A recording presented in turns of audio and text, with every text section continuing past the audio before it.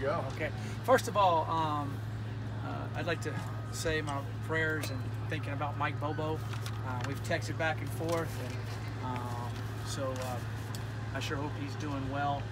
And so we were texting back and forth real early in the mornings, just checking on him. He's a great man, a great coach.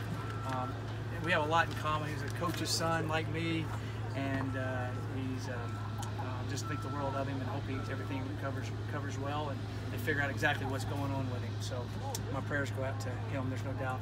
And I have been praying for him, there's no doubt whatsoever. So today was a good practice. It really was a good practice. I thought this might have been one of our best practices. And the energy was there, and we're running around in the heat, which was good. And I thought that overall both sides did really well. I think we made a big step today.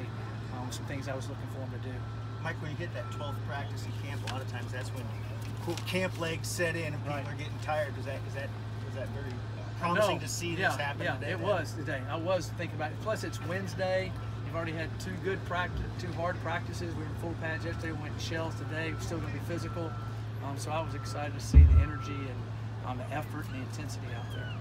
Is there a point in camp when you want some of those position battles settled, or are there some of them that could go pretty close to the opener?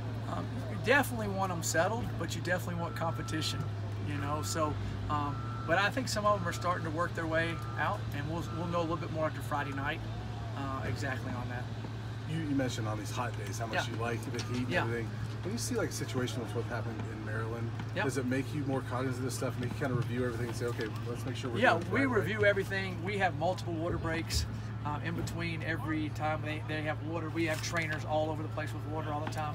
And the kids also, we've told them, if they're overheating, if they're they can step out. And the trainers, we're watching that all the time.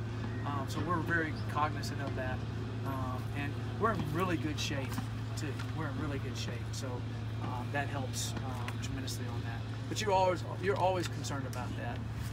And when we do any workouts, do anything, we always have our trainers there, our strength coaches. We collaborate all the time, talking about different things. You know, and any of our kids, we have a couple kids that have sickle cell, so we have to watch them, and they're able to pull themselves out at all times. So you know, that's something that we're really on top of. How much of that kind of stuff has changed in the course of your coaching career?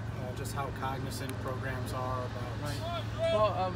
Right. Well, everywhere I played and coached, the coaches have always been pretty cognizant of what's going on. They pushed us, but we had the trainers out there. They knew what was going on.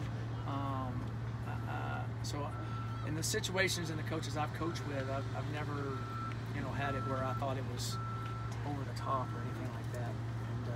And any situation I've been involved in. But that's something you have to be aware of all the time and understand completely. Everybody has to push themselves. Everybody has trainers, right? When you go work out, that's why there's a big CrossFit craze and all the individual training, because you push yourself harder. When you wouldn't work out by yourself, you wouldn't push yourself as hard. So the trainer's there to help push you, but they have to be very cognizant of what's going on and understand everything. Well, and our trainers do a great job, and our strength coaches do a great job of that. Jace Frankie's been kind of a Swiss Army knife on the D-line for you. Is he still floating around, or does he have more of a set role now? No, he's going to kind of be a Swiss Army knife, because that's good. He can play nose guard and end, but he's played really well at end. He won an uncommon jersey one day in practice, and his effort and the way he's played. He's a good pass rusher too. So in our nickel situations, I've been really pleased with Jason and his ability. His ability to move around is a good thing for him and a good thing for us. Drew Lewis mentioned recently that this year he really wants to make sure he's not relying on Rick so much with his knowledge of the defense. How do you feel like Drew's doing in that regard? I think he's doing real well. He understands the defense. Coach Els has done a good job with him. Coach Elliott's doing a good job with him. He's kind of moving back at both those spots, which is good because he understands it. I think anyone else can understand more, where his help is. But he's doing an excellent job of that. And I have noticed a lot less of Rick talking to him and them talking to each other. There's a difference in getting talked to. Like my wife talks to me, sometimes I'm not able to talk back. But they do a good job, and he is communicating a lot better. People talk about a pass rush. They notice the guy that gets the quarterback sack, but a lot of the time it's also your defensive line that's just pushing the pocket. Are you getting more of a push up there, you think, this year? Yeah, you want to kind of get the guy off the spot sometimes. I sure hope so. We'll find out when we get to the games. I do feel like we're little more athletic, a little stronger up there. We've got some more length in there, which is good and helps us with pushing the pocket. You know, a lot of times you can push the pocket, but if you're too short and your hands aren't really in the way, it doesn't help as much. So I like the length of a couple of our guys, and they're doing a good job. How much will Will Sherman's versatility help you guys playing guard and tackle? It's an excellent question. We really like Will at tackle and guard.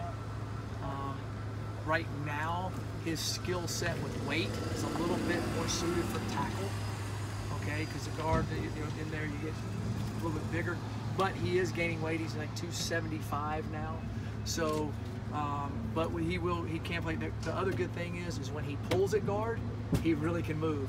So they're kind of give and take in there with guard. And at tackle, he's doing an excellent job at tackle. So, yes, he has the ability to play both. We're kind of seeing him at tackle right now, but there's no doubt he can go in and play guard. We'd like him to be a little bit bigger, but when his added advantage on that is when we pull the guards, as we do quite a bit, he's excellent at that. Without Skinny, I know you talked about him quite a bit at Media Day. Yeah. Obviously, the respect he commands from his teammate being voted captain. Have you had a punter or kicker over the years as a coach that maybe commanded similar respect from their teammates, or is he pretty unique in that regard? We've had a lot of good punters and kickers come through here that were good leaders, and also when I was at San Jose State. But I believe that he's been here for 4 years, been the starter for 4 years, and they've seen how hard he works. They see how hard he works in the weight room. He's kind of one of the guys, and sometimes kickers are kind of get isolated just because of the position, but they all like him. They know who he is. They respect what he does. They know how hard he works. So I think that him getting elected captain is just a credit. It's a credit to what he's done on the field, but I think it's a huge credit to what he does off the field. And his work ethic and his attitude and the way he handles himself away from here and different things, I think makes a huge impact. Which the coaches don't always know all those things, but it's good the way we vote for captains. I hope that they hit that right on the head. Thanks, Coach. Thanks.